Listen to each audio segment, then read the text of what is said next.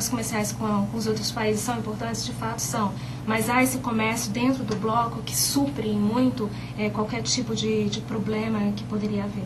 Apesar de eu reconhecer de fato que há a questão do dano causado por um euro forte, e de fato existe. Eu queria só chamar a atenção do fato de que esse valor acessório que a moeda europeia está tendo com relação ao dólar é um fator globalizado, porque na verdade não é o euro que está elevando-se com relação ao dólar, não, é o dólar que está caindo com relação a todas as moedas do mundo. O dólar que está chegando ao patamar, buscando um patamar de realidade. Ele vivia de uma irrealidade, como ainda está mantido numa irrealidade. E só está mantido nessa irrealidade porque convém ser mantido, porque senão ele quebra o mundo. Para o mundo manter a vida nababesca dos americanos e os gastos desproporcionais deles no mundo inteiro, quem paga somos todos nós, inclusive utilizando uma moeda podre, que está sendo adequada à realidade. Eu acho que a Europa, por exemplo, é a mesma dificuldade que a Europa está vivendo, nós estamos vivendo aqui. De negociar com um real cada vez mais valorizado. É verdade. O Brasil, de fato, o dólar tem sido desvalorizado não apenas na União Europeia, lógico, e no Brasil também. O fato de hoje o real estar forte tem tido discussões dentro do âmbito do governo do presidente Lula sobre essa questão, porque com o real forte dificultam as exportações brasileiras. Mas existe uma outra coisa também. Quando você fala de uma moeda, quando você fala do euro, você está falando numa tendência que alguns países têm manifestado de adotar o euro como uma moeda internacional, ou seja, em substituição, vamos dizer assim, ao dólar. Mas claro que isso também é um processo que a gente não sabe ainda bem como é que vai terminar, porque se você falar, será que isso vai de fato acontecer? É complicado. É complicado se falar que de fato o euro vai substituir o dólar como moeda de referência nas trocas internacionais. Além desse nosso primeiro bloco, já está quase encerrando, e vou tocar um assunto com você, já que você mora em Paris. Sim, eu sempre aqui estou discutindo com o Alfredo. Os franceses, eles estão satisfeitos com a Carla Bruni, né? A Madame Sarkozy? Se os franceses estão satisfeitos com a Madame Sarkozy, no início, eu acho que eu mencionei que existe na França uma sensação de perda de prestígio político. E com esse enlargecimento, com essa ampliação da Europa, cada vez mais com a ampliação para o leste, existe uma diluição, vamos dizer assim, de um poder tradicional da França como motor, como locomotiva dentro da União Europeia, que é tradicionalmente, que é como a Europa, que é a Europa dos seis, ela foi construída, foi com esse motor franco-alemão, né?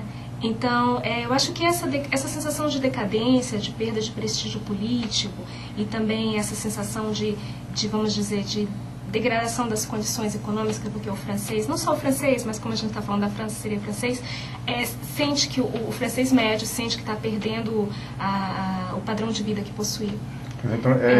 Então, eu acho que isso faz parte, eu acho que a questão da Carla Bruni, isso faz parte de um problema bem mais amplo do que uma questão de relações amorosas do presidente Sarkozy. Casais mal sucedidos, eles se relacionam bem. Demonstração tal é o príncipe Charles, que recebeu o casal né, francês lá, ele com aquele trubufu, né? Sim. Que pensa numa sessão de assombração. Mas mulher medieval. Ave Maria, nem me lembro, é baronesa de não sei das quantas. Pensa numa coisa feia. Da cornuária, né? Mas parece que estou enfrentando uma crise de acordar com a rainha, com a baronesa da cornuária do seu lado, meu irmão, deve ser um castigo muito grande. Aline, deixa pra lá.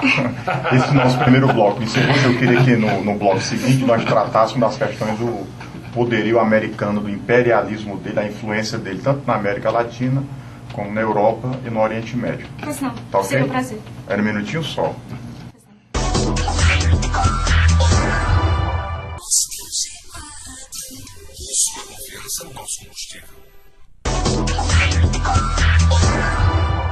Estamos de volta e vamos dar continuidade à entrevista com a Aline Alice. Aline, Eu disse que nesse bloco nós iríamos tratar aqui do assunto que o Alfredo adora, né? Que são os americanos. Como você, assinante, sabe, os Estados Unidos está nas portas de uma recessão. Recentemente, o presidente do Fed americano, Alan Greenspan, disse que já estamos entrando na recessão.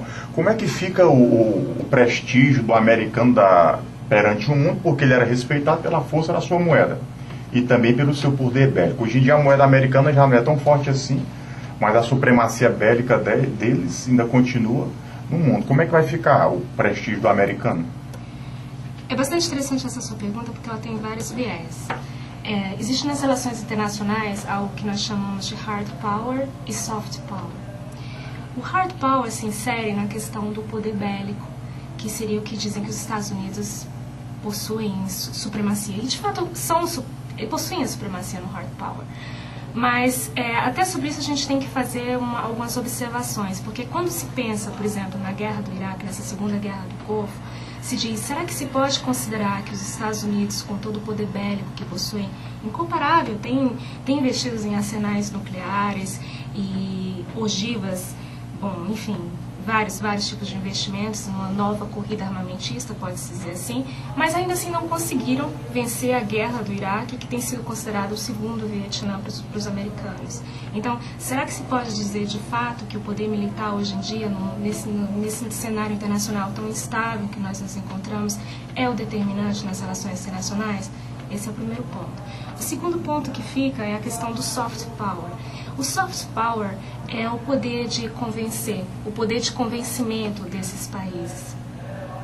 Os Estados Unidos, quando ingressaram nesse ataque contra o Iraque, em desrespeito a todas as convenções, não apenas as convenções de Genebra, no tratamento de prisioneiros, como a gente viu em Abu Ghraib, que foi também em Guantánamo, mas também em violação às normas da ONU, porque foi uma guerra que foi feita sem o endosso das Nações Unidas, num tipo de coalizão em que os ingleses também participaram. Acho que cabe sempre lembrar que não foram só os americanos que entraram nessa guerra, mas também os ingleses.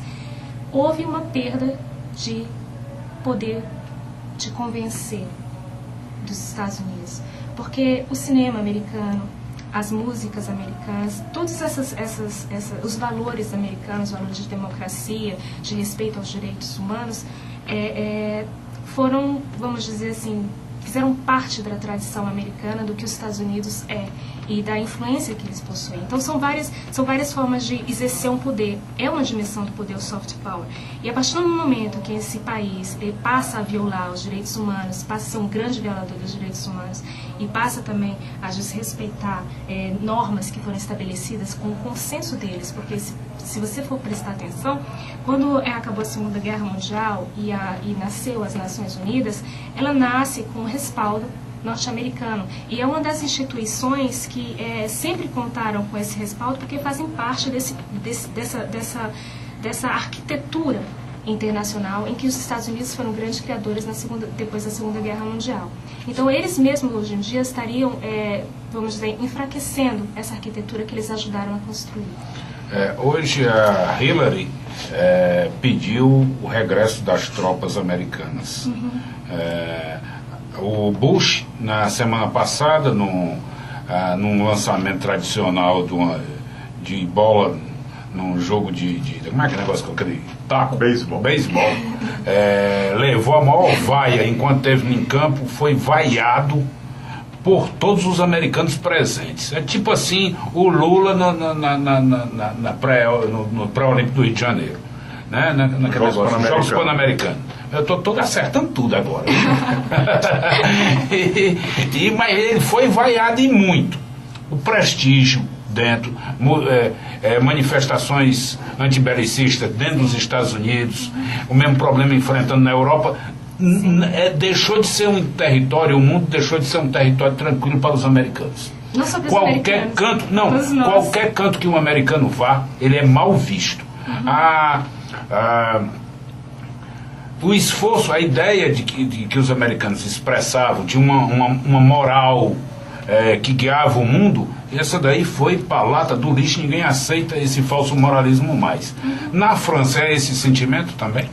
Interessante essa pergunta, bastante interessante. Bom, você mencionou na questão da perda do poder, né? Da perda desse poder de influenciar, esse poder de convencer. A gente já mencionou, seria o soft power. Você pode dizer que o soft power americano, de fato, tem sido enfraquecido desde essa intervenção não endossada pelas Nações Unidas. Talvez até antes, mas vamos dizer assim, mais gritantemente.